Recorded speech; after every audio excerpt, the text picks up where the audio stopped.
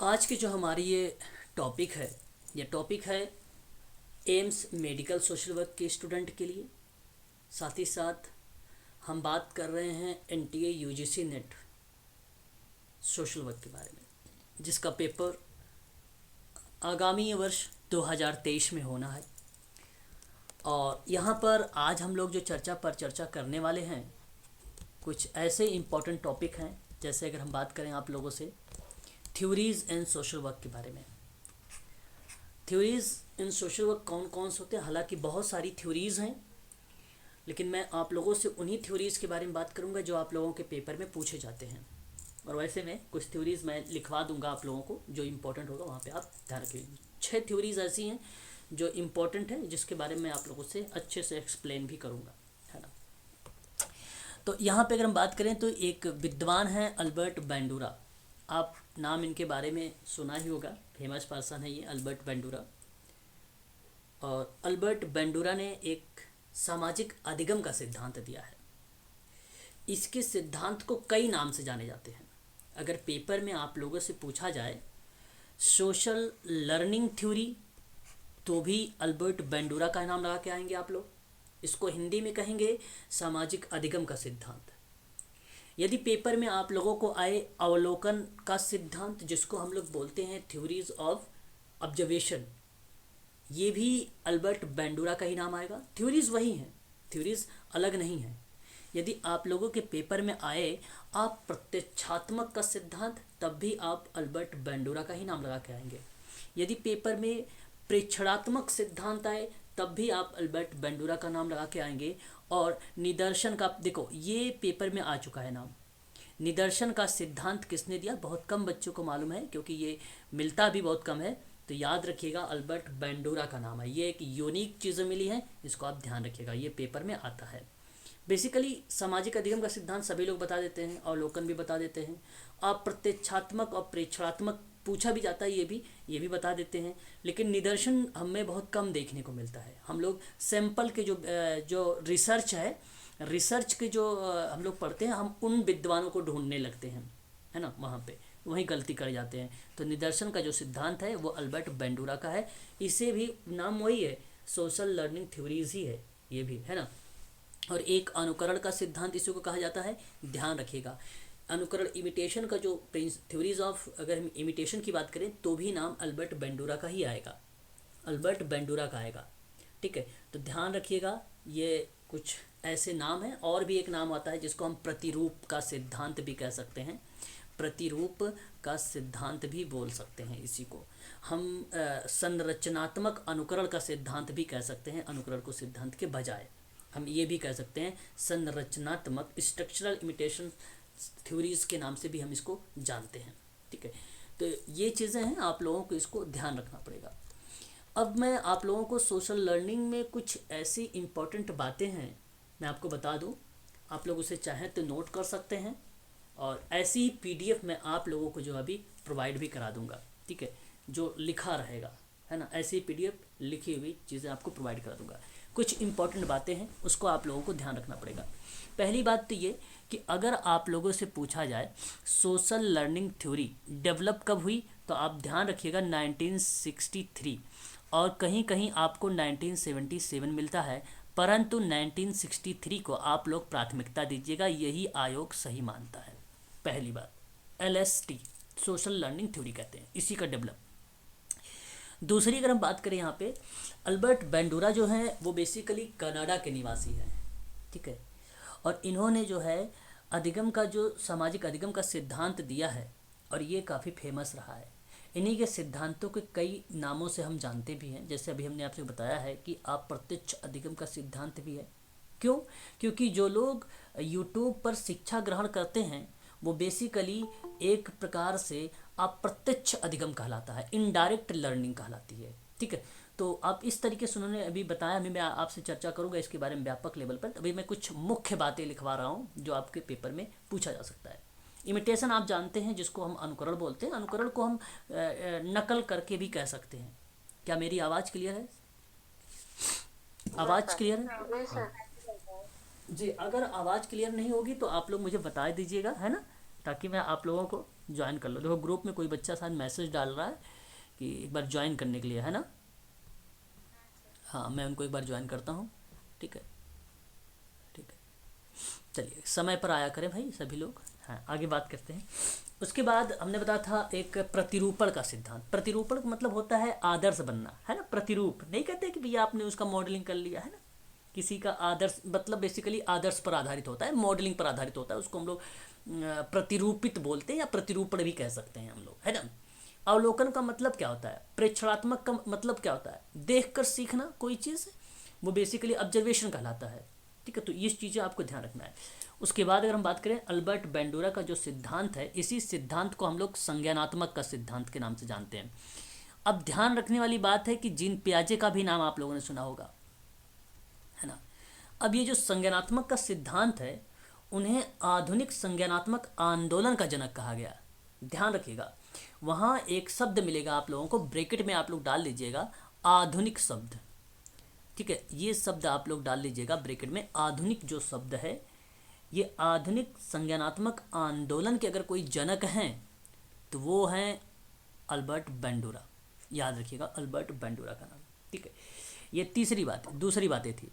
वहीं अगर हम बात करें तीसरे पॉइंट पर, बेंडोरा का जो अधिगम का सिद्धांत है ना, सर्वश्रेष्ठ माना जाता है। पता है क्यों माना जाता है? क्योंकि उनका जो सिद्धांत है वो ये मानता है कि ना सीखना भी सीखना है। अगर कोई भी एग्ज़ाम में परिभाषा के रूप में आता है तो ना सीखना, ठीक है, ना सीखना भी सीखना है। तो ये चीज़ आप ध्यान रखिएगा, ये अल्बर्ट बेंडोरा का स्टेटमेंट है कि डेफिनेशन के रूप में जानी जाती है ये चीज़ें, है ना। तो ये चीज़ आप, अच्छा आप लोगों में से कौन बताएगा कि प्रयास के माध्यम से या त्रुटि के माध्यम से ही विद्यार्थी या सेवार्थी सीखता है? ये बात किस विद्वान ने कही है? कौन बताएगा जी? हाँ, ईएल थॉर्नडाइक। वेरी गुड, बहुत बढ़िया। हाँ, यही सारी चीज़ें आपको ध्यान रखना है। वहीं अगर हम बात करें नंबर 4 पॉइंट पर, इन सभी पॉइंट्स को आप लोगों को ध्यान रखना है, जो मैं पॉइंट्स आप लोगों को स्क्रीन पर लिखवा रहा हूँ। कई बार तो हम जिससे सीखना चाहते हैं ना, वो आदर्श बन जाता है। जिससे हम लोग सीखना चाहते हैं वो क्या बन जाता है, आइडियलिज्म बन जाता है, एक प्रकार से आदर्श बन जाता है। तो उससे प्रत्यक्ष ना सीख कर अगर हम अप्रत्यक्ष सीख लेते हैं तो वह एक प्रकार का अप्रत्यक्ष अधिगम कहलाता है। तो याद रखिएगा, ये अल्बर्ट बेंडोरा ने जो अधिगम का सिद्धांत, सामाजिक अधिगम का जो सिद्धांत दिया है, उसमें एक शब्द प्रयोग किया है, अप्रत्यक्ष अधिगम। अप्रत्यक्ष अधिगम का सिद्धांत। अधिगम का मतलब होता है लर्निंग, लर्निंग का मतलब होता है सीखना, है ना। इस चीज़ को आप लोग समझ रहे होंगे।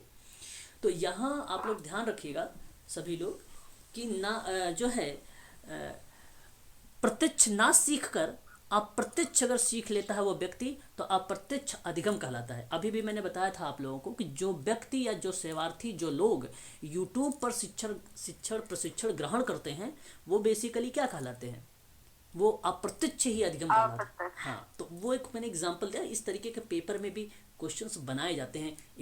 अब आजकल फैक्ट नहीं पूछे जाते हैं, एप्लीकेशन बेस्ड प्रश्न आते हैं, अप्लाइड प्रश्न पेपर में आते हैं, है ना।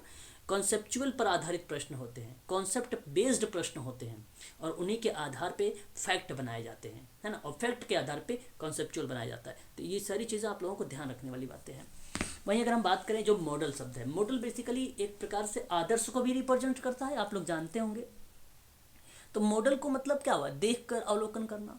तो देखकर अवलोकन कर कर उनका जब अनुकरण करोगे आप, जैसे अगर मैं जिस तरीके से पढ़ा रहा हूँ, या किसी भी, चाहे संदीप महेश्वरी का आप मोटिवेशन देख रहे हैं, उसी के आधार पे किसी व्यक्ति को आप मोटिवेट कर रहे हैं, या चाहे आप खान सर की वीडियोस देख रहे हैं, चाहे आप विवेक सर की वीडियोस देख रहे हैं, उनके आधार पे जब आप किसी व्यक्ति को शिक्षण प्रशिक्षण आप देने लगते हैं, तो वो एक प्रकार के आपके लिए बन गया मॉडल, है ना। तो देखकर अवलोकन कर कर उनका जब आप अवलोकन कर लेते हैं या नकल करके जब सीखते हैं, तो वह एक प्रकार का कहलाता है आदर्शात्मक। क्या कहलाता है, आदर्शात्मक। तो आप ये भी बोल सकते हो कि संरचनात्मक अनुकरण का सिद्धांत भी वो बेसिकली स्ट्रक्चरल इमिटेशन की थ्योरीज के अंतर्गत आ जाती है वो। ठीक है, तो ये चीज़ें भी आप लोग ध्यान रखिएगा।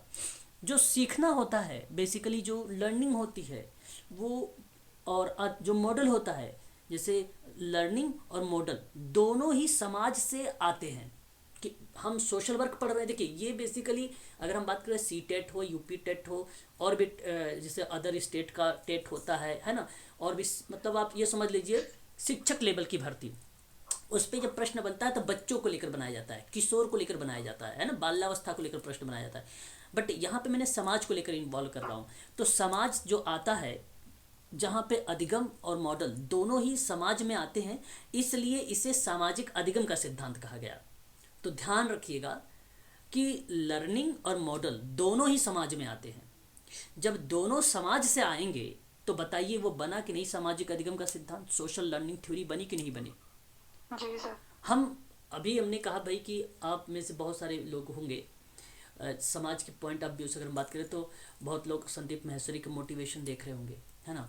बहुत लोग खान सर की मोटिवेशन की वीडियोस देख रहे होंगे, है ना। एक और सर हैं, उनका नाम मुझे नहीं आ रहा है बहुत, वो भी आजकल हाईलाइट में है ना। सर फिजिक्स वाला। फिजिक्स नहीं, फिजिक्स के शायद आई थिंक नहीं है, किसी और। Sir PP Yadav. नहीं, यादव नहीं है, कोई एक सर है, याद नहीं आ रहा। अगर आप नाम सही बता दें तो मैं समझ जाता, वो नहीं है सर। तो वो आप देख रहे हैं, तो वो बेसिकली आप सामाजिक अधिगम कर रहे हैं, वो भी एक चीज़ है। समाज से कहीं ना कहीं चीज़ें सीख रहे हैं, कोई अच्छा बिहेवियर कर रहा है, आप उसको अर्जित कर ले रहे हैं, है ना। ठीक है, तो उसी तरीके से ये चीज़ें आती हैं। तो ना सीखना भी सीखना होता है। ये अगर स्टेटमेंट आपसे पूछे तो क्या नाम बताने वाले हैं आप लोग, बताइए जरा मुझे। Albert Bandura. एल्बर्ट बेंडूरा, ठीक है। Albert Bandura. हाँ, याद रखने वाली चीज़ें हैं। उसके बाद और भी कुछ पॉइंट चाहो तो यहाँ पे नोट कर लीजिए। अभी मैं आप लोगों को सारी बातें बताऊंगा, सारी चीज़ें एक एक चीज़ें। बेंडूरा ने अपने सिद्धांत के प्रतिपादन के लिए प्रसिद्ध एक बोबो डॉल, आप चाहो तो ध्यान रख सकते हो क्या, बोबो डॉल, ठीक है। और एक आप यहाँ पे ये भी कर लीजिए कि बर्निंग गुड़िया डॉल का प्रयोग किया था, है ना। ये चीज़ आप ध्यान रखिएगा सभी लोग। बर्निंग गुड़िया डॉल का प्रयोग किया था अल्बर्ट बेंडूरा ने, है ना, उसका प्रयोग किया था। और ये बेसिकली 3 समूह में शामिल किया था। कितने समूह थे, 3 समूह। तो बोबो डॉल का प्रयोग किया और ब्रैकेट में 3 समूह में इसने लाया था। तो अभी मैं इस पर भी बात करूंगा, सारी चीज़ें बताऊंगा आप लोगों से, है ना। तो बेंडूरा ने कुछ तरीके बताए, अपने सिद्धांत में कुछ तरीका लिया, कुछ आप ये कहिए मेथड्स लिए। तो उसने एक शब्द लिया था, अगर मैं बात करूं आदर्श का, ठीक है। आदर्श बेसिकली क्या होता है जैसे आप अपने गुरु से सीखते हैं, यानी शिक्षक से, कोच से सीखते हैं, है ना। तो वो बेसिकली आप फिर उनके जैसा बनना चाहते हैं, तो वो बेसिकली जो शब्द होता है आदर्श होता है। तो इन शब्दों का प्रयोग किया है अल्बर्ट बेंडूरा ने। इसका मतलब समझ गए। एक शब्द और प्रयोग करता है ये अवलोकन। अवलोकन आप जानते ही हैं, है ना। अवलोकन आप जानते हैं, जैसे अगर मैं आपसे बात करूं किसी प्रवचन या सत्संग या टीवी या यूट्यूब, यानी अब व्यवहार देख कर काम करते हैं, वो बेसिकली अवलोकन का पार्ट बनता है। किसी को व्यवहार को देखा, आपने उसको अर्जित कर लिया, है ना। आजकल सत्संग वगैरह बहुत चलता है, आप लोगों को अच्छे से मालूम होगा, है ना। तो बहुत सारे लोग ऐसे होते हैं, फिर उन्हीं के जैसे ही वचन देने लगते हैं, है ना। उन्हीं के जैसे बताने लगते हैं कि हमारे गुरु ने ये कहा है, हमारे सत्संग में ये बताया गया है, हमें ये फॉलो करना चाहिए, है ना। ये चीज़ें लोग बताना शुरू कर देते हैं। मैं आपको बता दूँ एक स्टोरी, थोड़ी छोटी सी है। लास्ट टाइम में मैं कहीं गया था, अभी लास्ट वीक में, तो वहाँ पे एक सत्संग के लोग आए थे। मैंने एक चीज़ बताया तो उन्होंने कहा कि मेरा लड़का जो है बिगड़ गया है। तो मैंने कहा कि देखो, जिस तरीके का आपने वातावरण दिया उसी तरीके से वो बच्चा भी सीखा है। और वो उन्होंने इस बात को मानते ही नहीं थे, कहते थे कि वो बचपन से ही बिगड़ा हुआ था। मैंने कहा क्या जैसे ही पैदा हुआ उस तभी से बिगड़ा हुआ था। कह रहा हाँ, मानता ही नहीं थे मेरी बात। मैंने कहा गजब आदमी, देख लो। अब ऐसी कंडीशन पे आपको उन लोगों को छोड़ना भी नहीं है, हटाओ जब कोई बात समझ ही नहीं रहा है। हालांकि इरिटेशन बहुत हो रही, मैं उनको समझा रहा हूँ। मैं उनको यहाँ तक कि एग्जाम्पल दिया जेबी वॉटसन का भी। जेबी वॉटसन ने कहा है इस बात को कि भाई एक बच्चा अगर कोरा कागज़ की तरह होता है, आप जिस तरीके से मुझे दोगे मैं बच्चे को उस तरीके का बना दूंगा। ये अल्बर्ट उसने जेबी वॉटसन ने कहा है ये बात साफ शब्दों में, और वो इस बात से मानने को राजी ही नहीं है।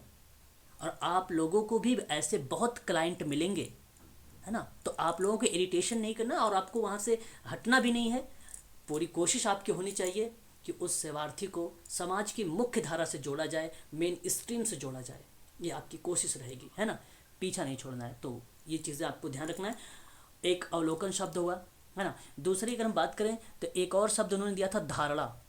धारणा मतलब क्या होता है, बेसिकली कॉन्सेप्ट होता है जो रिलेट करता है इमिटेशन को। इमिटेशन मतलब अनुकरण को रिलेट करता है, मतलब व्यवहार का धारण करना। यहाँ पर मैंने पहले बताया क्या, जैसे मान लीजिए मैंने एक आदर्श में एक नाम देता हूँ कोई, जैसे आसाराम को ले लो, है ना, जैसे मैंने एक एग्जाम्पल दिया है ना, आसाराम को ले लो। अब आसाराम महोदय जी का जो सत्संग वगैरह सुनते हैं, उनके प्रवचन, उनके उनके व्यवहार को उसने धारण कर लिया, ऑब्जर्व में अवलोकन कर लिया, है ना। फिर उसके बाद उन्हीं व्यवहारों को जो धारण करना होता है वो उसका अनुकरण करने लगा, नकल करने लगा, वो धारणा का पार्ट बन जाता है। और व्यवहार करते जो देखता है वो बेसिकली अवलोकन का पार्ट बन जाएगा। और फिर उसके बाद एक और उसने शब्द दिया, प्रेरक। अब प्रेरक क्या होता है, प्रेरक का दो पार्ट होता है। प्रेरक बेसिकली मोटिव होता है, एक सबलीकरण होता है, क्या होता है, सबलीकरण, और एक होता है निर्बलीकरण। देखिए ये सारी चीज़ें हैं, आप लोगों को ध्यान रखना होगा। जो सबलीकरण होता है ये व्यवहार जारी रखता है, ये व्यवहार जारी रखता है, सबलीकरण मोटिव का पार्ट है ये। और जो निर्बलीकरण होता है वो गायब कर जाना या भूल जाना। तो कुछ सत्संग लोग ऐसे होते हैं, जाते हैं, जैसे महिलाओं की अगर हम बात करें, अगर महिलाएं सत्संग में जाती हैं तो अपने हस्बैंड को संडे के दिन ज़बरदस्ती लेके जाएंगे, वो अगर जाना भी नहीं चाहेगा तो। अब वो मंडे के दिन भूल जाता है, वो बेसिकली क्या पार्ट बनता है, निर्बलीकरण का पार्ट बनता है। वही अगर महिला उसकी वाइफ से पूछा जाए तो वो सबलीकरण कर लेती है, वो भूलना ही नहीं चाहती, है ना। तो ये पार्ट है प्रेरक का दो। फॉर एग्जाम्पल के माध्यम से समझा रहा हूँ, अगर कोई दिक्कत हो रही है समझने में तो आप मुझे पूछ सकते हैं, मैं दूसरा भी एग्जाम्पल दे सकता हूँ। क्लियर है, समझ में आ रहा है कि नहीं समझ में आ रहा है? सर एक एग्जांपल और दे दीजिए, वैसे समझ आ गया। अरे भाई मैंने कहा आपको कि आप चले गए मान लीजिए कहीं किसी का सत्संग सुनने या मोटिवेशन या कोई क्लास लेने चले गए। अब जिस तरीके से मान लो मैं पढ़ा रहा हूँ, अगर आप ये धारण कर लिए, जब कभी आप क्लास लेते हो कि भाई आपने आदर्श बताया, अवलोकन बताया, धारणा बताया, प्रेरक बताया, और फिर अपने मेरे ही टोन में मेरे ही तरह आप बता रहे हो, तो सबलीकरण कर लिया आपने। और फिर अगर आप अगले दिन यही सामाजिक अधिगम का सिद्धांत अगर आप भूल गए, नहीं आप बता पा रहे हैं, आप उतना इंटरेस्ट नहीं ले रहे हैं, उतना रुचि नहीं ले रहे हैं आप, तो आपका निर्बलीकरण का पार्ट बन जाता है। आप जो चीज़ें नहीं ध्यान से रखते हैं, ये बहुत सारे बच्चे नहीं होते, बोर होने लगते हैं, ऊब जाते हैं, वो दिमाग में अर्जित नहीं कर पाते, एक्वायर नहीं कर पाते, वो निर्बलीकरण का पार्ट बन जाता है। वो आप यहाँ पे लिख लीजिए गायब करना, निर्बलीकरण में आप लिख लीजिए गायब, ऑब्लिक करके लिख लीजिए भूल जाना या भूल जाना, ये दो पार्ट लिख लीजिए, बस समझ में आ गया। और सबलीकरण में आप ये रख लीजिए व्यवहार जारी रखना, यहाँ पर रख लीजिए व्यवहार जारी रखना, बस हो गया। आप समझ में आया, मैं बताइए। जी सर। वही चीज़ होता है प्रेरक। तो ये थे बेंडूरा के कुछ ऐसे शब्द। आगे बात करते, और भी पॉइंट है, ये सारी पेपर में आते हैं, जो मैं लिखवा रहा हूँ पेपर में आते हैं, नोट कर रहे हो आप लोग अच्छे से। बाद में फिर बेंडूरा ने क्या किया, अब देखिए बेंडूरा की बात। बाद में बेंडूरा ने क्या किया, अपने सिद्धांत को उसने थोड़े जो है परिवर्तित किए, थोड़े से चेंजेस किए। और वो चेंजेस जो था वो अब कुछ इस तरीके का सिद्धांत के रूप में आता है, जो पेपर में यूजीसी नेट के पेपर में पूछा गया है। एक आता है अवधान, क्रम याद रखिएगा, अवधान। दूसरा आता है धारणा, तीसरा आता है पुनर्उत्पादन, चौथा आता है प्रेरक। अब सुनिए, अवधान को हम लोग इंग्लिश में अटेंशन बोलते हैं, धारणा को हम लोग रिटेशन कहते हैं, नकल कर, आप इमिटेशन भी बोल सकते हो, नो इशू, कोई दिक्कत नहीं, आपको पेपर में इमिटेशन का इंग्लिश भी आ सकता है। और पुनर्उत्पादन की अगर हम लोग बात करें तो उसको बोलते हैं रिप्रोडक्शन। और प्रेरक की बात अगर हम लोग करते हैं तो वही मोटिव। तो ये चार ऐसे ही आए थे, क्रम पूछ लिया था, कभी पुनर्उत्पादन पहले लिख दिया था, अवधान लास्ट में लिख दिया था, है ना, अटेंशन लास्ट में लिख दिया, ये क्रम था, ये बाद में दिया, जो अब इसी पर आधारित है सोशल लर्निंग, एलएसटी, इसको हम इन शॉर्ट में बोलते हैं एलएसटी, इसी पर आधारित है, एलएसटी पर। ठीक है, क्लियर हुआ ये चीज़ें। अब देखिए आगे पढ़िए, इतने फैक्ट थे। अल्बर्ट बेंडूरा ने क्या बताया, यहाँ से अब एक एक करके हम लोग समझने का पूरा प्रयास करेंगे। तो अधिगम यहाँ पे जो था, सामाजिक अधिगम का जो सिद्धांत था, ये बेसिकली सामाजिक शिक्षण सिद्धांत के संस्थापक हैं। और सामाजिक संज्ञानात्मक सिद्धांत संज्ञानात्मक या व्यवहारिक या पर्यावरण निर्धारक के बीच में निरंतर पारस्परिक जो संपर्क है, उनके संदर्भों में व्यवहार की क्या करती है, व्याख्या करती है। मेरा कहने का जो तात्पर्य है, सामाजिक अधिगम का जो सिद्धांत है, उन सिद्धांतों को व्यवहारवाद और संज्ञानात्मक अधिगम के सिद्धांतों के बीच में एक योजक कड़ी बनती है। क्योंकि यह जो सिद्धांत है ये मोटिवेशन और अटेंशन और मेमोरी इन तीनों का ही संयोजन है। रीजंस यही है। और यह जोर देता है कि लोग दूसरों को देखकर सीखते हैं। यानी इनके अकॉर्डिंग कहा गया है कि सोशल लर्निंग थ्योरी के पॉइंट ऑफ व्यू से अगर मैं बात करूं, जहां लोग अवलोकन, नकल और मॉडलिंग के माध्यम से एक दूसरे से सीखते हैं, वही सामाजिक अधिगम का सिद्धांत कहलाता है। आप कह सकते हो कि ऑब्जर्वेशन, इमिटेशन, मॉडलिंग के माध्यम से जो व्यक्ति एक दूसरे से सीख रहा है, चाहे वो नकल करके सीख रहा हो, चाहे वो देख कर सीख रहा हो, चाहे वो मॉडल के माध्यम से सीख रहा हो। जैसे योगा हुआ, योगा कोई सामने वाला करता है तभी तो देखकर आप कॉपी करते हैं, सीखते हैं। वो एक पार्ट है सोशल लर्निंग थ्योरी का, है ना। ये भी पेपर में आते हैं, तो इन चीज़ों को समझने का प्रयास करिएगा। अल्बर्ट बेंडूरा ने दूसरे के व्यवहार, अभिवृत्ति, अभिवृत्ति का मतलब होता है एटीट्यूड, है ना, भावनात्मक प्रतिक्रियाओं का अवलोकन करने और मॉडलिंग करने और नकल करने के महत्व पर क्या देता है, वो बेसिकली बल देता है, या उस पर आप कह सकते हो कि जोर देता है। यह अल्बर्ट बेंडूरा के व्यवहार और एटीट्यूड और भावनात्मक प्रतिक्रियाओं पर आधारित है।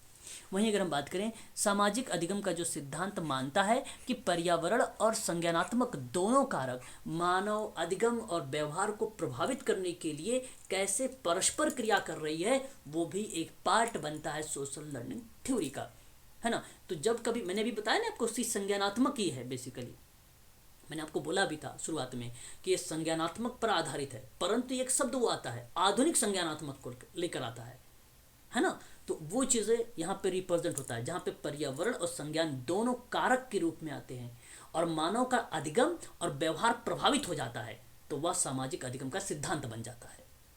तो पर्यावरण से व्यक्ति सीखता है, किसी के कॉन्सेप्ट के आधार पे भी सीखता है, तो ये दोनों फैक्ट हैं, है ना। आप ये कह सकते कंपोनेंट के रूप में आ रहे हैं, ये आपके तत्व हो गया। आप कंपोनेंट के घटक भी बोल सकते हो, कंपोनेंट को तत्व भी बोल सकते हो, कंपोनेंट को अंग भी बोल सकते हो, है ना।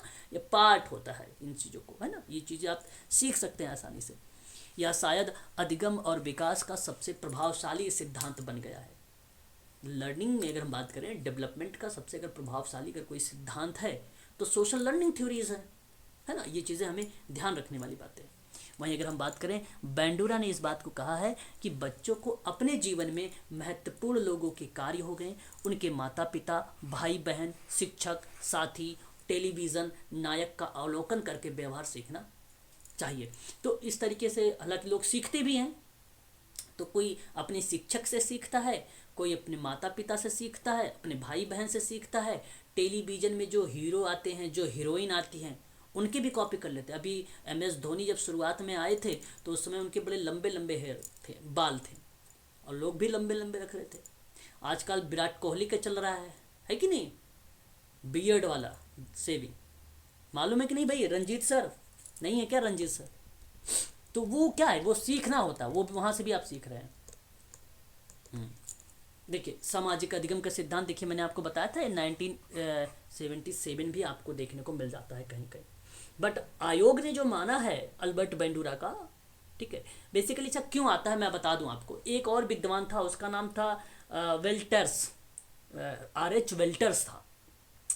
RH वेल्टर्स और अल्बर्ट बेंडूरा दोनों ने मिलकर दिया था ये इस थ्योरी को।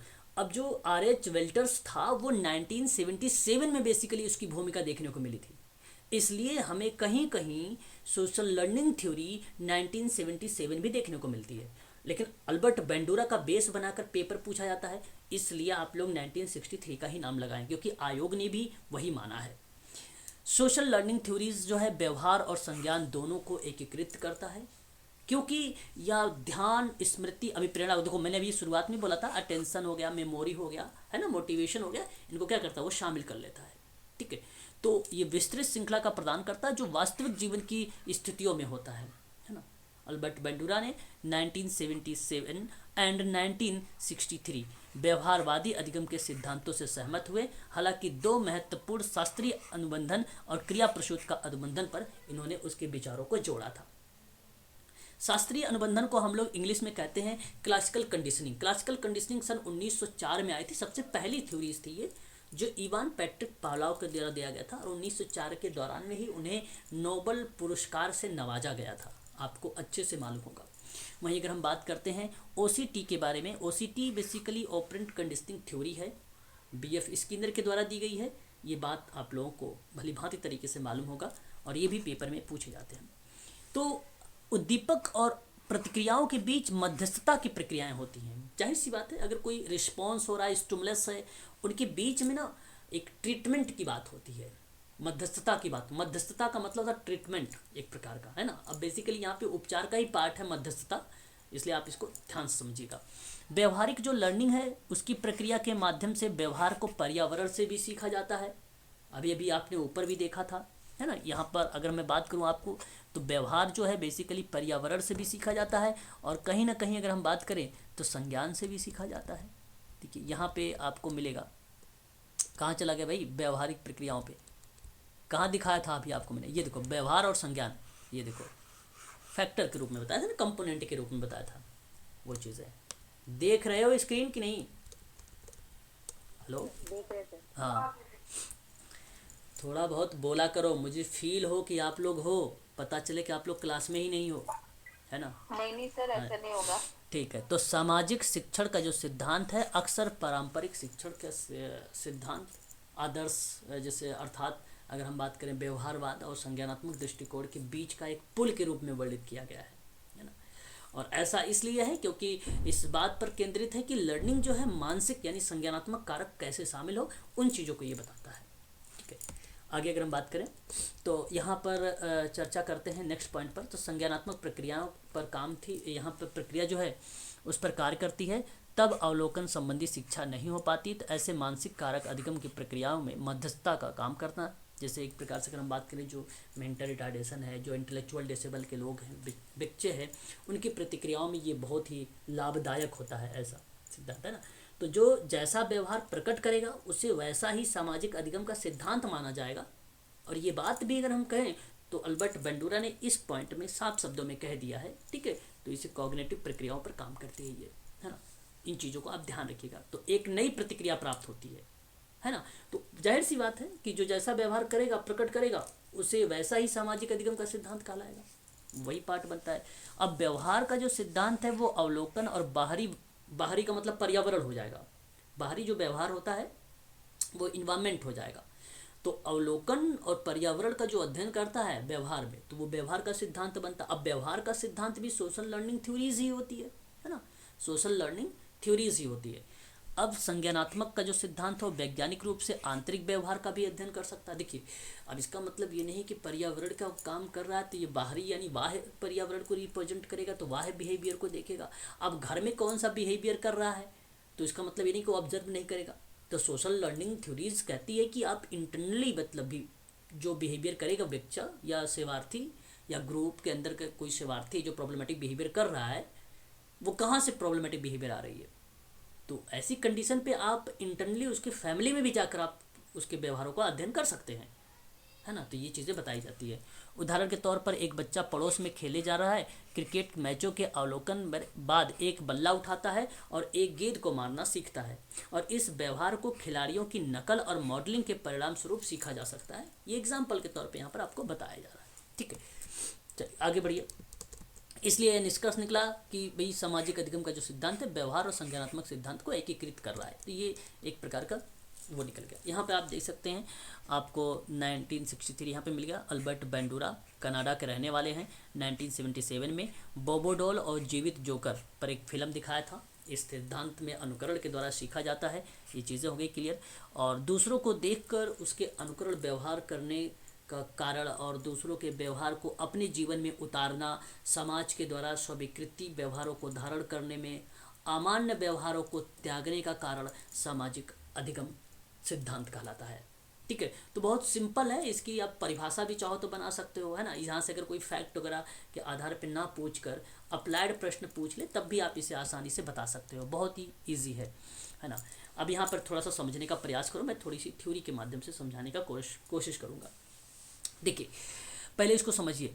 इसका प्रयोग जो हुआ बेंडूरा ने बच्चों को 5-5 मिनट की फिल्म दिखाई थी।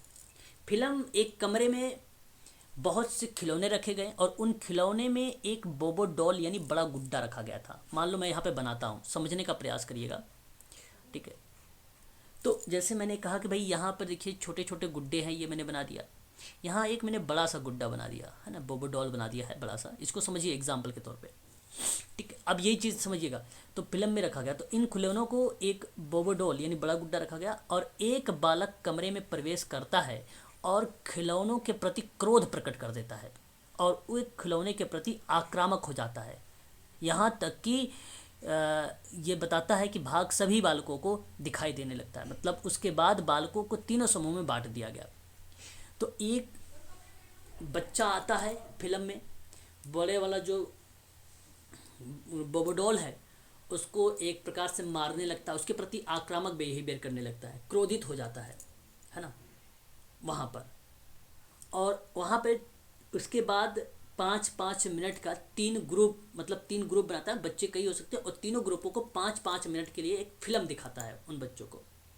अब देखिए उसके बाद होता क्या है, तो पहले समूह को उसके आगे की फिल्म दिखाई गई जिसमें उस बालक को क्रोध के लिए दंडित किया गया था, वो फिल्म दिखाई गई।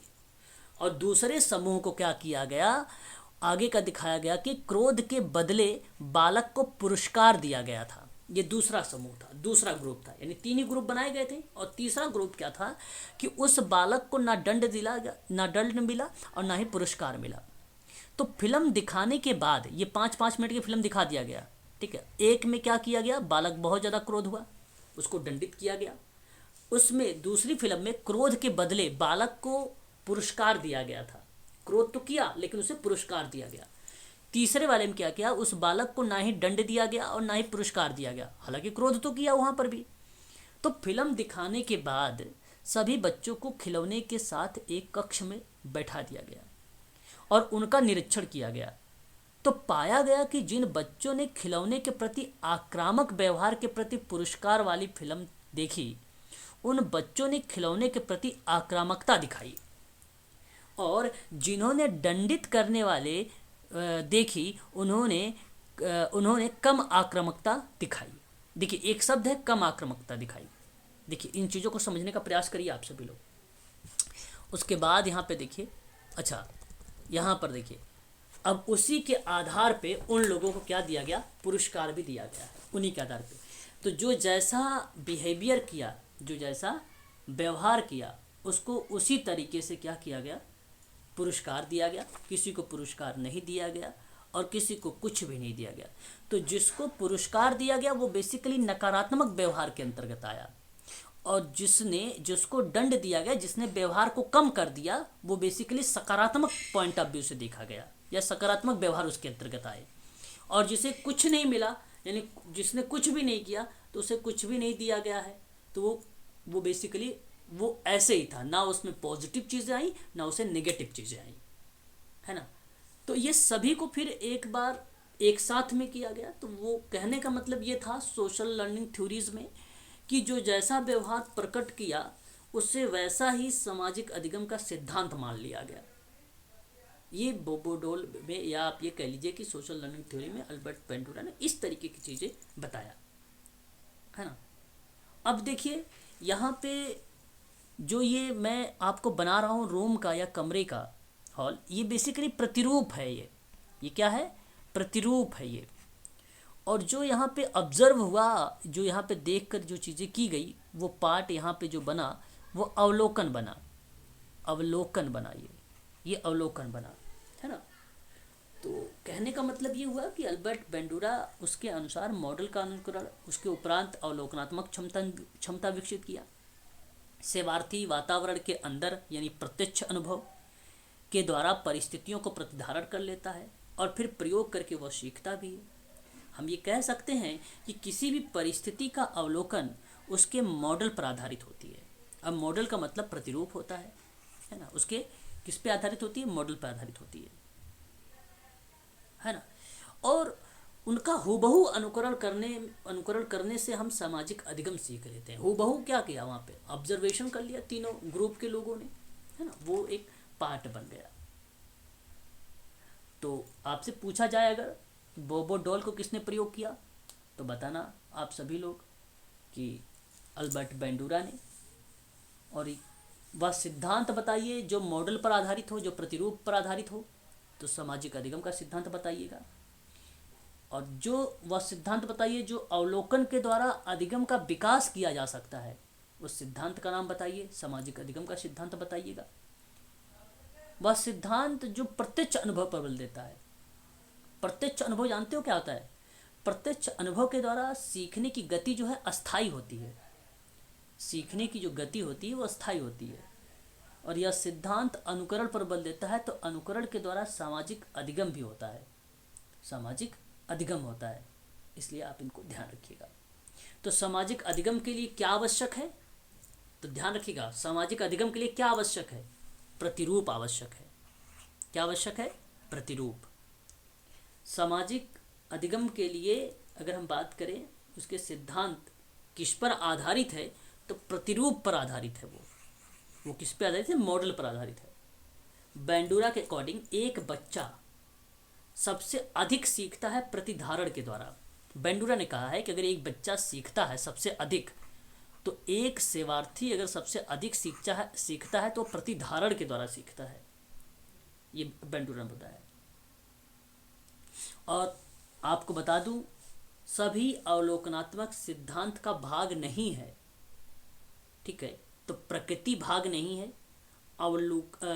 अनुबंधन भाग नहीं है, और अनुकूलन भाग नहीं है। ऐसे पाठ भी बनता है, क्वेश्चन बनता है कि अवलोकनात्मक सिद्धांत का भाग कौन कौन सा नहीं होता। तो वो ऑप्शन में एक नेचर आता है, प्रकृति आती है, एक अनुकूलन आता है, अडप्टेशन आता है, वो भी गलत होगा, और एक अनुबंधन आता है, जिसको हम लोग अनुबंधन को क्या बोलते हैं? लर्निंग बोलते हैं ना, है ना। लर्निंग अधिगम ही अनुबंधन होता है बेसिकली। ठीक है, तो वो भी एक प्रकार से नहीं बनेगा। कंडीशंस आप कह लीजिए, कंडीशन, है ना, सबसे बढ़िया रहेगा। अनुबंधन का सही इंग्लिश कंडीशन होगा। ठीक है, तो ये चीज़ें आप ध्यान रखिएगा। तो आगे अगर हम बात करें तो देखिए, इसने शिक्षा में किस तरीके से महत्व दिया है कि शिक्षक छात्रों के सामने आदर्श व्यवहार वाले मॉडल प्रस्तुत करते हैं। ये शिक्षा में बेसिकली सोशल लर्निंग यूज होती है। बुरे व्यवहार की उपस्थिति नहीं होने देते हैं। इसमें स्वनियंत्रण की विधि अपनाई जाती है। इसमें शिक्षक विश्वास दृढ़ करने वाले संदेश देकर और अन्य व्यक्तियों की जो शकलता है या अनुकूलन है उसको दिखाकर छात्रों में स्वयं प्रभावशीलता का विकास कर लेते हैं। और बैंडूरा के जो 4 चरण बताए गए हैं, अवधान, धारणा, पुनः प्रस्तुतिकरण और पुनर्बलन। पुनर्बलन को मोटिव भी कहा जाता है ना। इसमें 2 पार्ट भी बनते हैं, सबलीकरण और निर्बलीकरण। बैंडूरा के अकॉर्डिंग व्यक्ति स्वयं की क्रियाओं को 3 तरीकों से संकलित कर लेता है। 3 तरीके से व्यक्ति क्या करता है? सीख लेता है।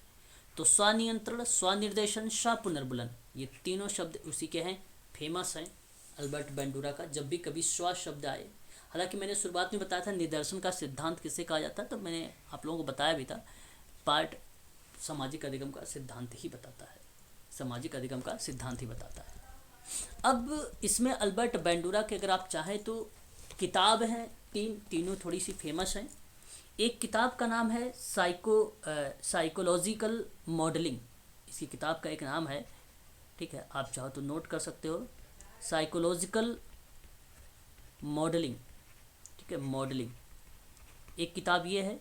इसको इंग्लिश में कहा जाता है मनोवैज्ञानिक प्रतिरूपण कह सकते हो, या आप कह सकते हो प्रतिरूपण के बजाय मॉडलिंग भी कह सकते हो, है ना, बात वही है। और एक किताब इनकी थी the social learning theory, social learning theory, ये भी किताब उन्हीं की थी, ये भी आप याद रखिएगा। और एक किताब इनकी आई थी सोशल लर्निंग इन साइंस। एक किताब का क्या नाम था? सोशल लर्निंग, ठीक है, लर्निंग इन साइंस।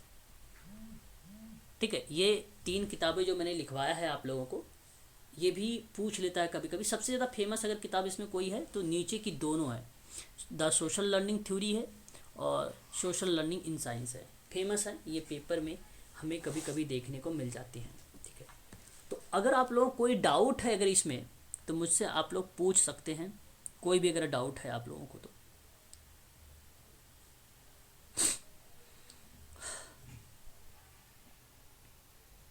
तीनों देखो, एक चीज़ तो मैं आपको बता दूं, पहली मूवी से बच्चा क्या सीखा था? जो प्रथम मूवी थी उसमें सोशल वैल्यू पर आधारित थी। पहली मूवी किस पे आधारित थी? सोशल वैल्यू पर। से सोशल वैल्यू का मतलब होता है सामाजिक मूल्यों पर आधारित थी, जिसे देखकर बालक बेबी डॉल को सामाजिक व्यवहार यानी सोशल बिहेवियर को दर्शाया था। सोशल बिहेवियर को दर्शाया था। ये पहली मूवी थी।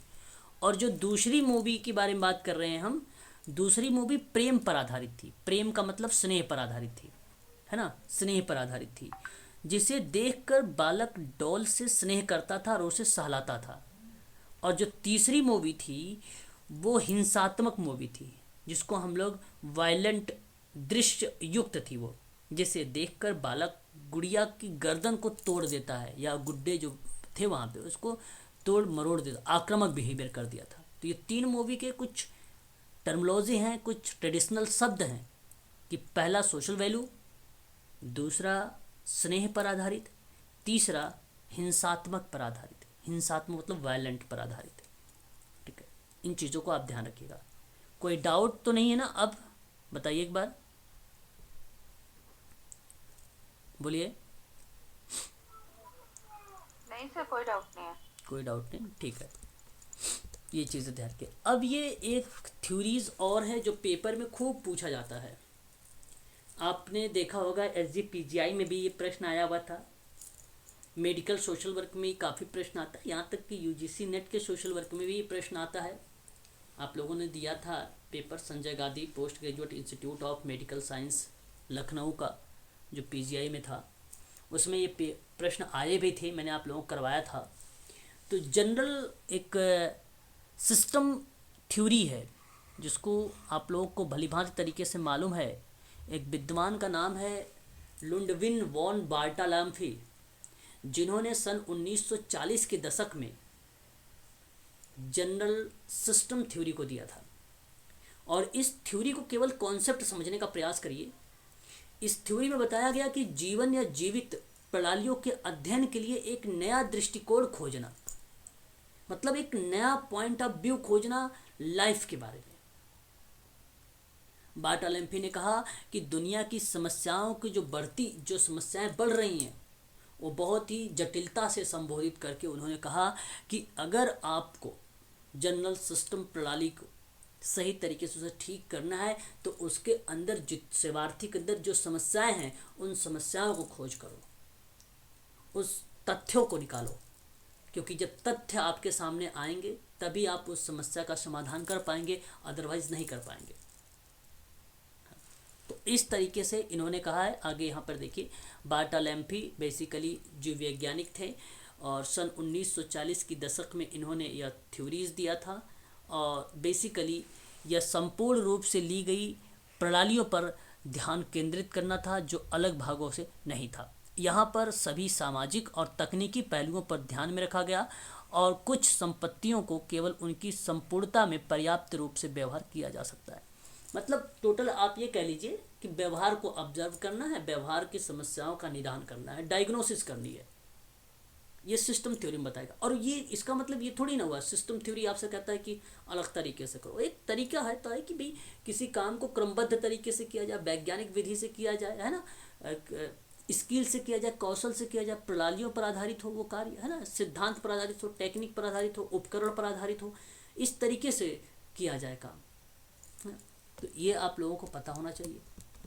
अब यहाँ पे मानव व्यवहार का वर्णन किया गया। देखो यहाँ पे साफ शब्दों में लिखा गया। मैंने क्या बोला था? मैंने कहा था कि उसके बिहेवियर को सही तरीके के तथ्यों को निकालना था। यहाँ पे लिखा गया है कि जटिल प्रणालियों के संदर्भ में मानव व्यवहार का वर्णन करना है आपको। और यह विचार पर आधारित था कि एक प्रभावी प्रणाली में रहने वाले लोगों को व्यक्तिगत ज़रूरत क्या हो सकती है, उसके पुरस्कार, अपेक्षाएं और विशेषताओं पर आधारित थी।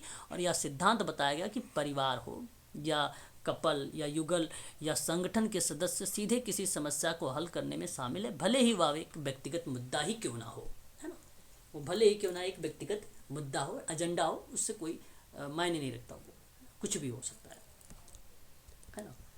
ठीक है, तो ये चीज़ें थी। उसके बाद अगर आगे बढ़ते हैं, आपको अगर हम बात करें तो एक नाम आप सुनते होंगे एरिक इरेक्शन का।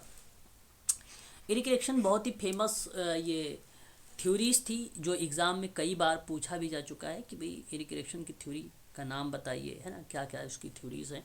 और कितने स्टेप आते हैं उन थ्योरीज के बारे में बताया गया। तो एरिक्सन ने मनोसामाजिक विकास का सिद्धांत दिया है। ध्यान रखिएगा, अभी आपको मैं पढ़ाऊँगा, मनोसामाजिक सिद्धांत रहेगा, मनोसामाजिक विकास का भी सिद्धांत रहेगा, है ना, मनोसामाजिक विकासात्मक का भी सिद्धांत रहेगा, ऐसे टर्मिनोलॉजी आती है। तो आप केवल इतना ध्यान रखिए कि मनोसामाजिक विकास का सिद्धांत अगर पूछे जाए तो एरिक एरिक्सन का नाम आता है। उसमें 8 अवस्थाओं के बारे में जिक्र किया गया है। किसके बारे में? 8 अवस्थाओं के बारे में जिक्र किया गया है। इन चीज़ों को आप ध्यान रखना है आप लोगों को। तो एरिक एरिक्सन ने मनोविकास का जो सिद्धांत दिया वो व्यक्ति के जीवन में कुछ कार्य निर्धारित किए, जिन्होंने वह विभिन्न अवस्थाओं में पूर्ण रूप से प्रयास किया कि प्रत्येक अवस्था में व्यक्ति का सकारात्मक और नकारात्मक विकल्प के बीच में एक संघर्ष होता है ना, एक संघर्ष होता है। तो आप ये कह लीजिए कि डेवलपमेंटल क्राइसिस का सामना करना पड़ता है। तो कभी कभी पेपर में ये पूछ लेता है कि आप बताइए विकासात्मक क्राइसिस या विकासात्मक संकट का सामना कौन सी थ्योरी में की गई है।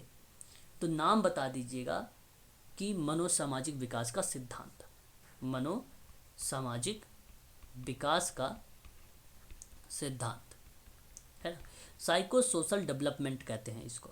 अब ये थ्योरीज है एरिक एरिक्सन की। क्या चीज़ होती है इसमें? विकासात्मक संकट। और कारण क्या है विकासात्मक संकट होने का? विकासात्मक संकट का मतलब होता है डेवलपमेंट क्राइसिस। रीज़न क्या हो सकते हैं? एक यहाँ पे 2 चीज़ें आती है ना, द्वंद्व प्रक्रिया बन जाती है, कॉन्फ्लिक्ट चीज़ें बन जाती है। तो एक सकारात्मक होता है और वहीं दूसरा अगर हम बात करें तो नकारात्मक होता है। पॉजिटिव और नेगेटिव 2 शब्दों का प्रयोग होता है। इस बात को आप ध्यान रखिएगा। मानव की कुल 8 आयु, मानव का कभी कभी 8 आयु भी कहा जाती है। मानव की कुल कितनी आयु है? 8 आयु है, 8 एज के नाम से भी जानी जाती है ये यही थ्योरी है। जीवन अवधि विकास का सिद्धांत किसे कहा जाता है? जीवन अवधि, है ना। तो ये भी आप कह सकते हैं विकास का सिद्धांत अल्बर्ट बैंडूरा का ही है। मानव के व्यवहार का अध्ययन पूरा जीवन विकास के 8 चरणों से होकर गुजरता है। ये बात यह बात को एरिक एरिक्सन के द्वारा बताया गया है। एसआर थ्योरी किसे कहा जाता है? SR theory. एसआर थ्योरी को भी अगर आपसे बात करूं, हालांकि आप लोग पढ़ेंगे अभी बीएफ स्किनर के बारे में भी पढ़ेंगे आप लोग, और चीज़ें मैं बताऊंगा थोड़ा थोड़ा सा आप लोगों को। एसआर थ्योरी के नाम से अगर और भी कोई थ्योरी जानी गई है तो मनोसामाजिक विकास का सिद्धांत ही जाना गया है। उसको एसआर थ्योरी के नाम से भी जाना जाता है ना, एसआर थ्योरी के नाम से भी जाना जाता है। तो एरिक एरिक्सन का मानना था कि प्रत्येक अवस्था में 2 विरोधी विशेषताएं होती है। भाई जाहिर सी बात है, द्वंद्व होता है, एक पॉजिटिव होता है, एक निगेटिव होता है। तो ऐसी बताओ वो अवस्था कौन सी है जो प्रत्येक अवस्था में 2 विरोधी विशेषताएं होती हैं? 2 विरोधी विशेषताएं होती हैं, है ना। तो आप बता सकते हैं, आप एक पॉजिटिव और एक नेगेटिव के रूप में, है ना। तो यही 2 विरोधी विशेषताएं के रूप में जानी जाती है। समस्याएं जो होती हैं वो व्यक्ति जितनी सफलता के साथ समाधान करता है उनका उतना ही अधिक विकास होता है। इस बात से आप सभी लोग सहमत भी होंगे, क्योंकि साइको सोशल डेवलपमेंट ये कहता है कि समस्याएं व्यक्ति जितनी सफलता के साथ समाधान करेगा उसका उतना ही अधिक विकास होगा, है ना। तो उस तरीके से इन्होंने कुछ 8 अवस्थाओं के बारे में जिक्र किया है, जैसे कि मैं आप लोगों को लेके चल रहा हूँ उस पॉइंट पर जहाँ एग्ज़ाम में आप लोगों को देखने को मिलेगा। विकास का सिद्धांत, मनोविकास का सिद्धांत महत्वपूर्ण स्थान है और यह सिद्धांत का प्रतिपादन एरिक एरिक्सन ने, उनका हालांकि जन्म की अगर हम बात करें तो 15 जून 1902 में हुआ था। उनकी अगर मृत्यु की बात अगर हम लोग करें एरिक एरिक्सन का, तो 13 मार्च 1994 में हुआ था और जन्म इनका जर्मनी में हुआ था, जर्मनी के फ्रैंकफर्ट में हुआ था, है ना। और इन्होंने मनोविकास आत्मक सिद्धांत दिया था। तो एरिक्सन ने अपने इस सिद्धांत का प्रतिपादन जो है फ्रायड के द्वारा प्रतिपादित किया था। अब समझने का प्रयास करिएगा, अभी मैं फ्रायड को भी थोड़ा सा रिलेट करूंगा, इसका कुछ सिद्धांत उससे मैच करते हैं। तो एरिक एरिक्सन का जो सिद्धांत था वो सिगमंड फ्रायड के मनोलैंगिक अवस्थाओं के विस्तार के रूप में वर्णित किया था। तो उन्होंने अपने विचार और अपने प्रिंसिपल यानी थ्योरीज को अपनी किताबों के माध्यम से प्रकाशित किया था। तो उनकी कुछ किताबें हैं जो काफ़ी फेमस हैं, एग्ज़ाम में पूछी जाती हैं, है कि नहीं? मेरी आवाज़ स्पष्ट है? जी सर। हाँ। Yes sir. अगर मैं आपसे कहूँ, जैसे इनकी एक किताब आई थी चाइल्डहुड एंड सोसाइटी करके, काफ़ी फेमस रही, और ये किताब का प्रकाशन 13 साल चला था, सन 1950 से लेकर 1963 के बीच में, बहुत ही फेमस रही। परंतु अगर पेपर में आप लोगों से पूछा जाए तो आप लोग 1963 की तरफ ही अग्रसर होइएगा, उधर ही बढ़िएगा, क्योंकि ये आप लोगों का एक इम्पोर्टेंट के रूप में आ सकता है। एक किताब उनकी आई थी यूथ एंड क्राइसिस करके, जिसको मैंने अभी आपको बताया था डेवलपमेंटल क्राइसिस, है ना। आइडेंटिटी यूथ एंड क्राइसिस थी, वो परिचय के आधार पे थी, युवा के अंदर, और उसमें संकट की बात की गई थी, है ना। तो जाहिर सी बात है, यूथ एंड क्राइसिस को रिप्रेजेंट करने वाला अगर कोई विद्वान है तो उसका नाम है एरिक एरिक्सन। गांधी की सच्चाई और टॉय एंड रीजन और एक एडल्टहुड, ये इनकी बुक हैं, इनकी किताबों के नाम हैं। और सबसे ज़्यादा जो इम्पोर्टेंट है चाइल्डहुड एंड सोसाइटी है, जो पेपर में आप लोगों से देखने को मिल सकती है, चाइल्डहुड सोसाइटी। ठीक है। अब इन्होंने कुल टोटल 8 अवस्थाएं बताई एरिक एरिक्सन ने। देखिए थोड़ा सा इसको भी समझते हैं। और इन्हीं के दो विपरीत दृष्टिकोण मिला, और इस सिद्धांत का जो प्रथम दृष्टिकोण था, देखिए पहला दृष्टिकोण, देखिए 2 पॉइंट ऑफ व्यू मिले थे। जो पहला पॉइंट ऑफ व्यू था वो बेसिकली अनुकूल शांति के रूप में प्रस्तुत किया गया है, जिसके लिए वो शब्द यूज़ किया जाता है, सिंटोनिक शब्द का प्रयोग करता है। अब अगर पेपर में बने जो है सिंटोनिक शब्द का मतलब क्या है, तो आप बताइएगा। वहाँ पे अनुकूलन शांति के रूप में प्रस्तुत किया गया है, अडेप्टेशन है ये, अनुकूलन मतलब अडेप्टेशन है, वो चीज़ें प्रयोग की गई। और वहीं जो दूसरा पॉइंट ऑफ व्यू था वो बेसिकली प्रतिकूल शांति के रूप में प्रस्तुत किया गया, शक्ति के रूप में प्रस्तुत किया गया, उसको बोला गया डिस्टोनिक बोला गया। तो एक शब्द है डिस्टोनिक और एक शब्द है सिंटोनिक। दोनों शब्दों को इम्पॉर्टेंट है, ये पेपर में अभी तक तो पूछे नहीं गए हैं, लेकिन जो आगामी परीक्षा होने वाली है उस परीक्षा में आप लोगों को ऐसे शब्द देखने को मिल सकते हैं, इसलिए इनको आप ध्यान में रखेंगे। इन्होंने बताया है कि सफल विकास के लिए 2 प्रवृत्तियों में संतुलन आवश्यक होता है, जैसे कि एक सकारात्मक प्रवृत्ति होती है और एक नकारात्मक प्रवृत्ति होती है। मैं आपको बता दूं, प्रवृत्तियां वो होती हैं, जैसे कि अगर हम बात करें, जैसे आपने नाम सुना होगा, कुछ बेसिक प्रवृत्तियां होती हैं, जैसे मूल प्रवृत्तियां होती हैं कुछ, है ना। मूल प्रवृत्तियों के बारे में मैकडुगल के बारे में आप जानते हैं, जिसमें 14 मूल प्रवृत्तियां बताई थी। और आपने नाम सुना होगा सिगमंड फ्रायड का, जिसमें 2 मूल प्रवृत्तियों के बारे में बात किया, और उसी में एक विद्वान का नाम आता है प्राइड, जिसने बताया था थेनाटोस, है ना, थेनाटोस। तो ये भी चीज़ें याद रखिएगा।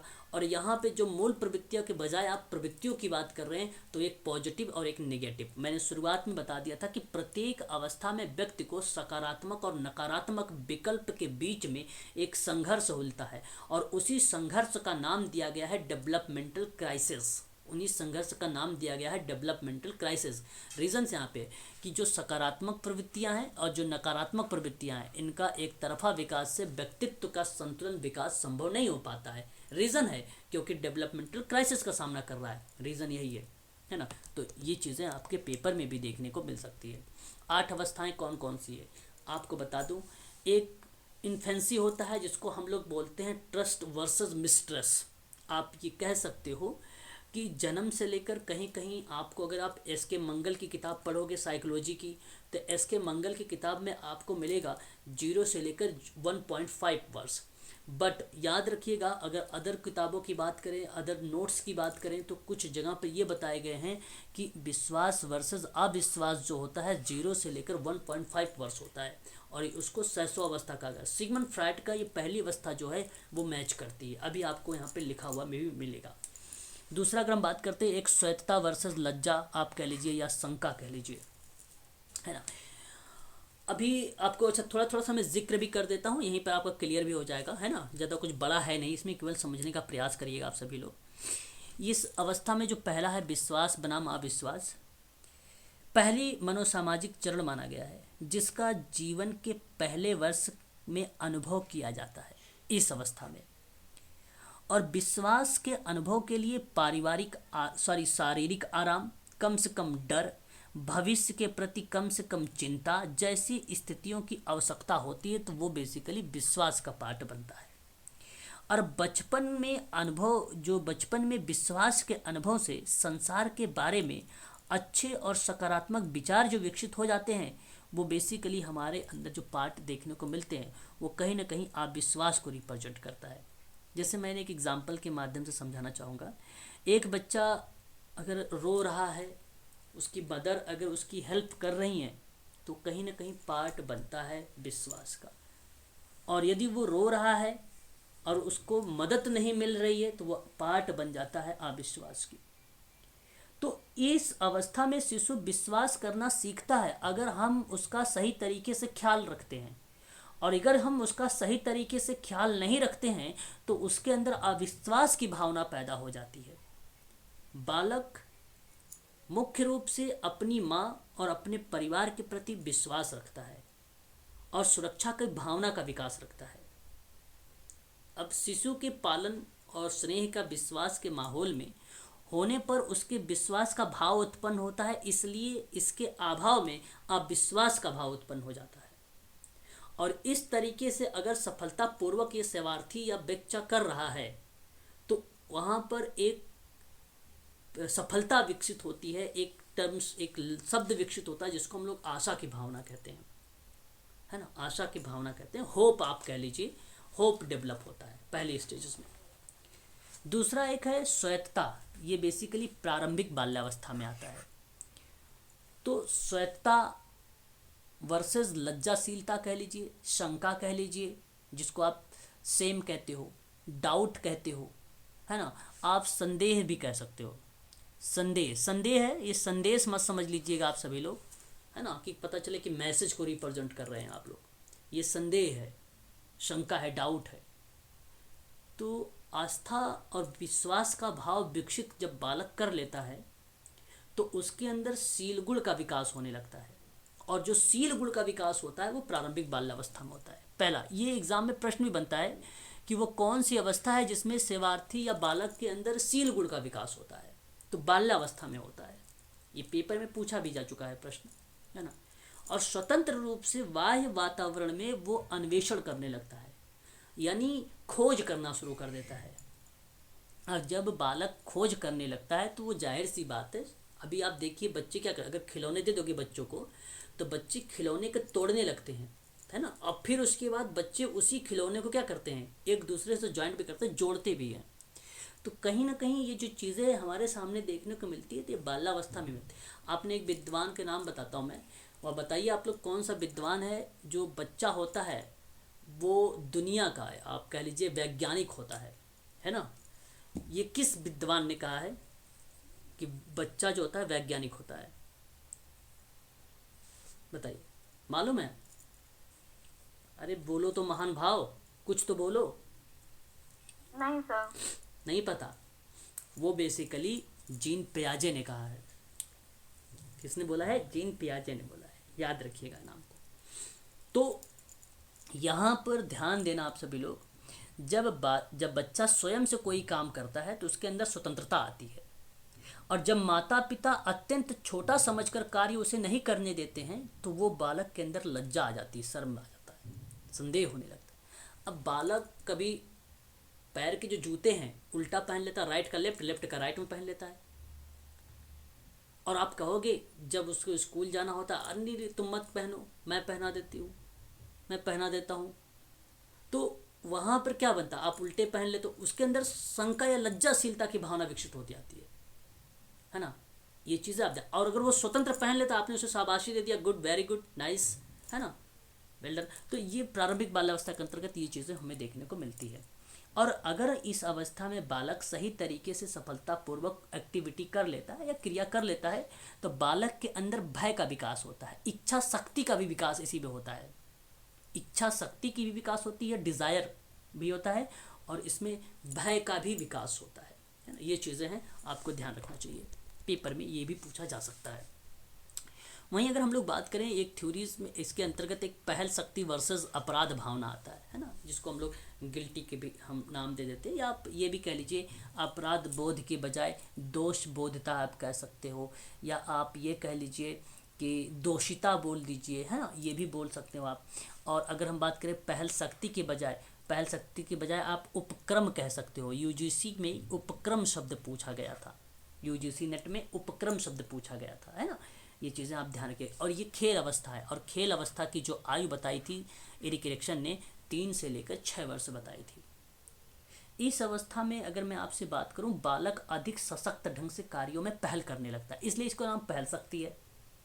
सामाजिक दुनिया उसे सक्रियता और पहल शक्ति दिखाने या दिखलाने के लिए एक तरह की चुनौती प्रदान करती है उसके सामने।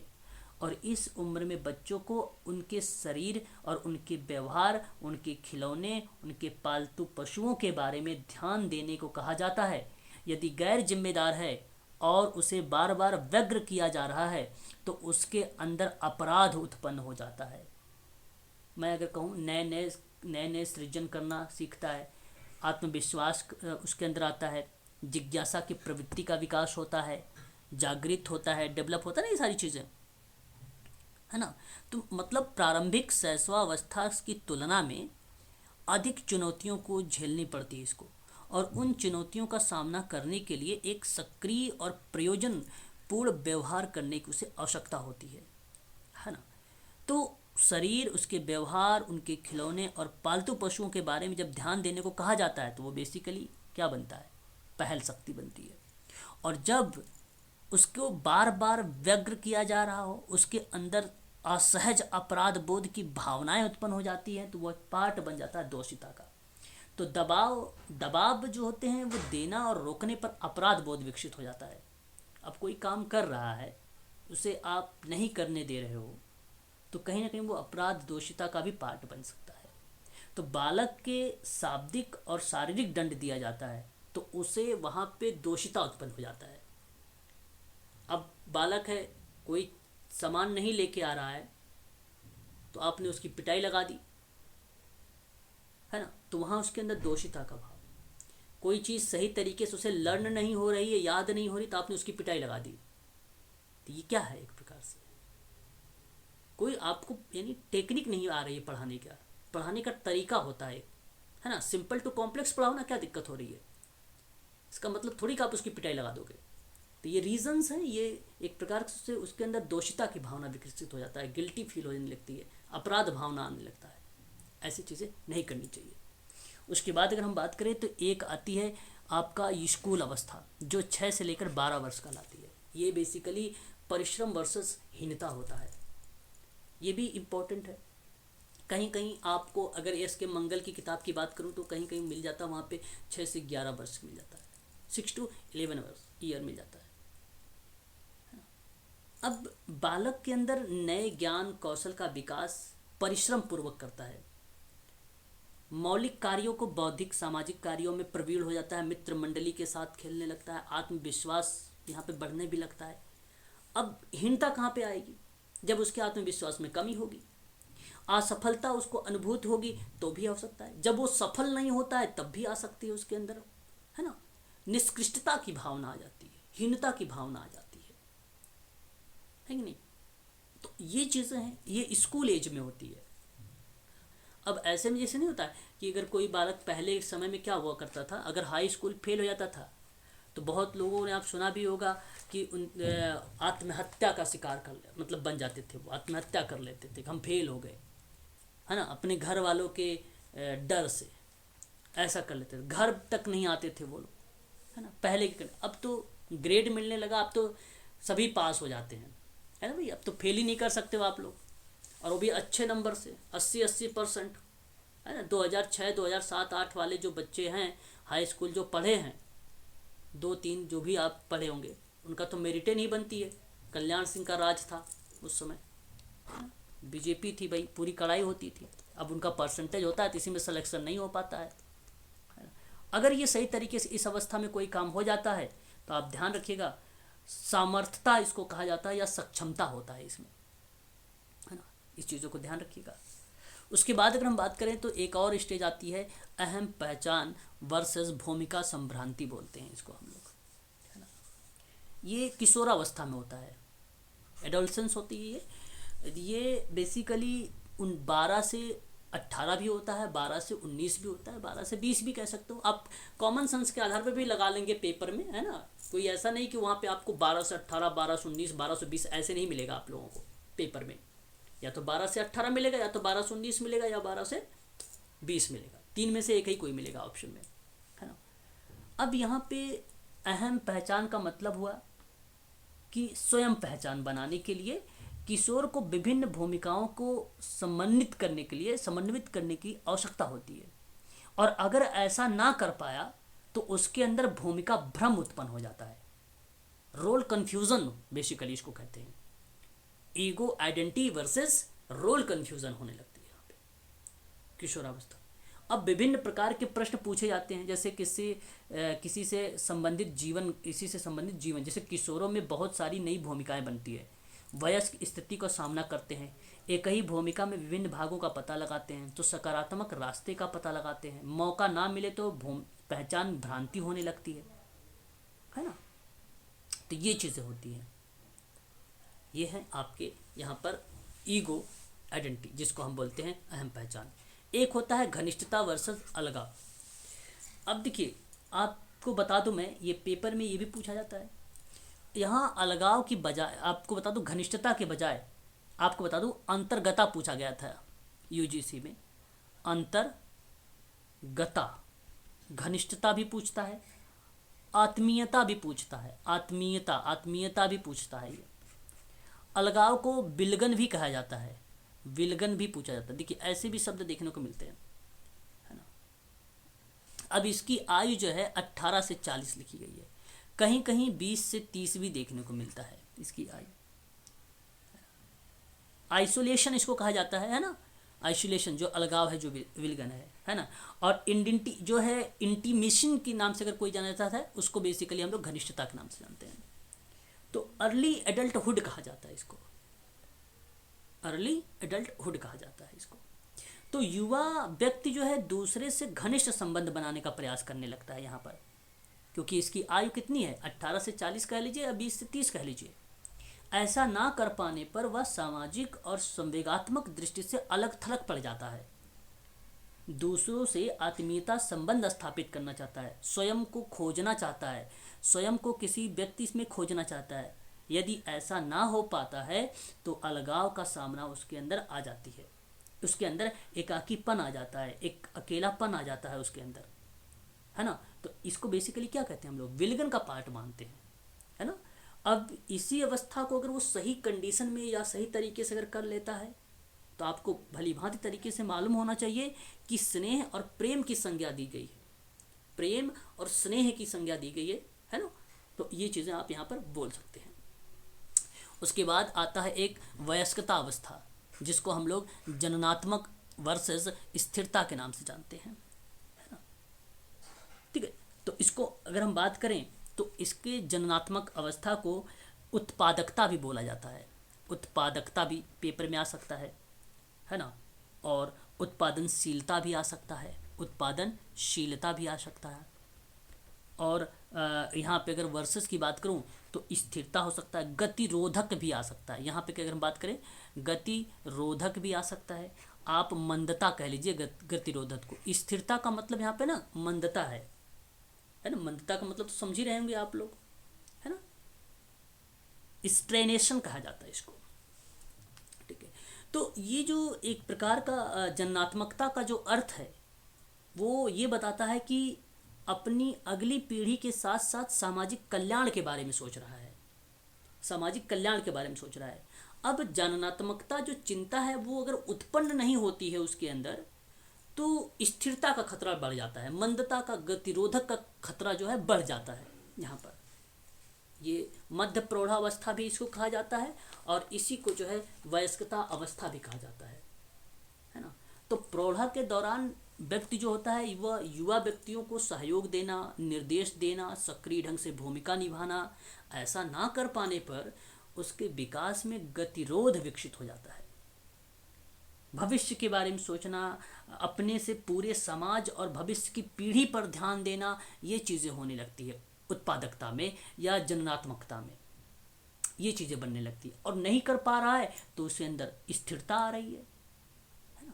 तो ये चीज़ें आपको ध्यान रख, और अगर ये सही तरीके से कर लेता है, सफलतापूर्वक कर लेता है, तो इसके अंदर एक केयर शब्द आता है, देखभाल जिसको बोलते हैं, या आत्म केंद्रित संज्ञा भी दी जाती है। इसको आत्म केंद्रित संज्ञा भी इसी में दी जाती है।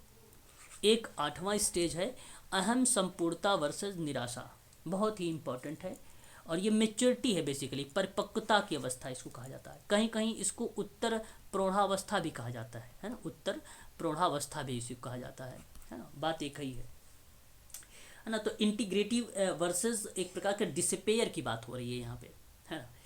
तो ये जो मेच्योरिटी है, अहम संपूर्णता जो है, जीवन के अंतिम वर्षों में व्यक्ति अपने आसपास से प्रश्न पूछता है कि उसने जीवन का कुछ महत्व रहा कि नहीं रहा है। यदि उसका उत्तर हाँ में होता है तो उसमें आत्मनिष्ठता का भाव उत्पन्न हो जाता है, यदि उत्तर उसका नहीं में होता है तो उसका निराशा के भाव उत्पन्न हो जाते हैं। तो जब आप देखते होंगे 50 वर्ष से जो वृद्ध व्यक्ति ऊपर होता है, जब 60 या 65 से जब ऊपर होता है, तो वो अपने जीवन के बारे में सोचने लगता है कि मैंने अपने लाइफ में क्या अचीव किया, क्या नहीं किया। और इसे अगर उसके प्रश्नों का सही जवाब मिलता है तो हम कहते हैं कि यह अहम संपूर्णता की बात हो रही है।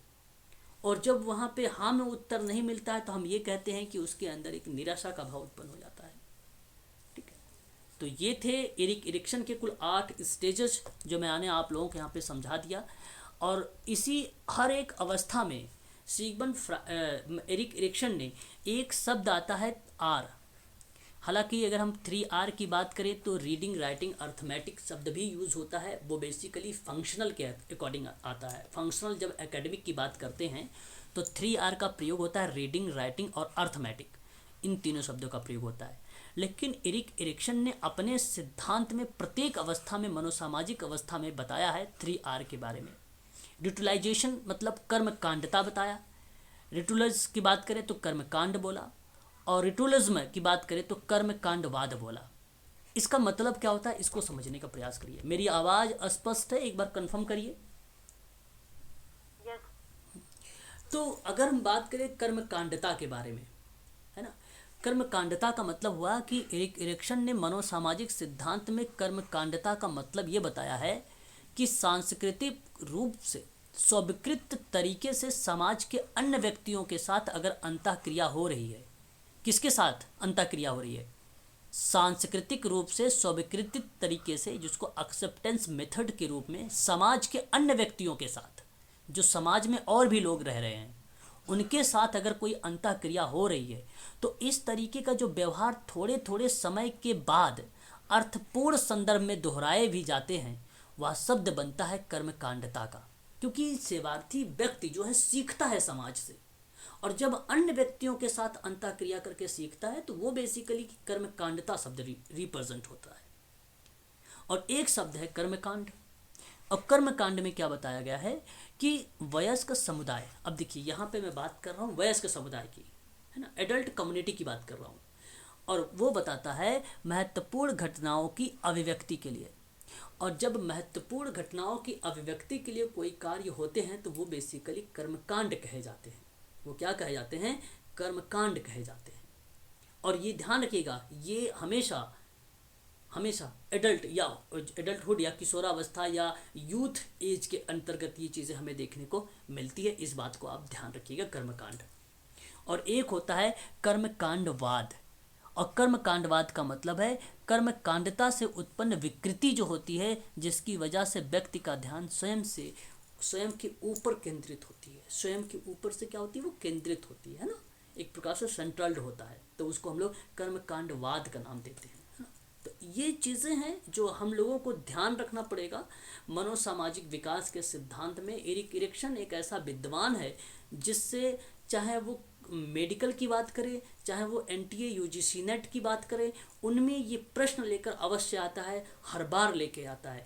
जितना इम्पोर्टेंट पॉइंट्स थे मैंने आपको यहाँ पे लिखवा दिए हैं, हर एक शब्दों के बारे में बता। अगर किसी बच्चे को कोई भी शब्द को लेकर, किसी भी चीज़ को लेकर अगर डाउट है तो आप मुझसे बेझिझक पूछ सकते हैं। बताइए, कोई किसी को डाउट, बोलिए। नहीं सर। देखिए, अगर आपके पास एक गोल्डन मौका है, सभी लोगों से मैं कह रहा हूँ, आपको अगर कोई चीज़ें अगर पूछनी है आप पूछ सकते हैं, क्योंकि फिर दोबारा ये टॉपिक तो चलेगी नहीं। और क्योंकि अगर चलेगी भी वहाँ पे तो हो सकता है आप वहाँ पे सही तरीके से पढ़े ना भी। तो इन चीज़ों को आपको ध्यान रखना होगा। 8 अवस्थाओं को क्रम में भी लगाना है आप लोगों को, इनको भी ध्यान रखिएगा आप सभी लोग, है ना। आगे अगर हम बात करें तो देखिए, वर्स मिस्ट्रस वर्सेस मिस्ट्रस, ये सारी चीज़ें आपको यहाँ पे मिलेगी स्क्रीन पर, जो मैंने आपको पढ़ाया है अभी अभी, वो सारी पीपीटी में बनाई गई हैं। पीडीएफ में आप इसको आसानी से देख सकते हैं और उसके बारे में पढ़ भी सकते हैं। सारी चीज़ें आपको मिल जाएंगी यहाँ पे, आप देख लीजिए। मैंने आपको बताया था आशा की अभिव्यक्ति विकसित होती है, आशा के नाम से जो है अभिहित किया गया है, यहाँ पे आप देख सकते हैं, अभिहित किया गया है, ठीक है। तो ये सारी चीज़ें आपको मिलेंगी, मैंने आपको सारा चीज़ें लेक्चर के माध्यम से समझा दिया है ना? ठीक है, ठीक है ना। चलो आज के लिए बस इतना ही। कल हम लोग और कुछ थ्योरीज़ हैं, उन थ्योरीज़ पर नज़र डालेंगे और जो इम्पोर्टेंट रहेंगे आप सबके लिए, आप लोग आसानी से भी वहाँ से वो सारी चीज़ें सीख लेंगे, ठीक है। पेपर में मैं जैसे ये थ्योरीज ख़त्म होगी, इन्हीं थ्योरीज पर आधारित मैं आप लोगों के लिए 100 प्रश्न लेकर आऊँगा, 100 क्वेश्चंस लेकर आऊँगा, आप लोगों से करूँगा इन्हीं थ्योरीज के बारे में, है ना, ताकि आपको सही तरीके से वो सारी चीज़ें याद हो जाएं और पेपर में आए तो आप आसानी से जो है कर सकें, ठीक है। चलिए आज के लिए बस इतना ही। एंजॉय करिए, पढ़ते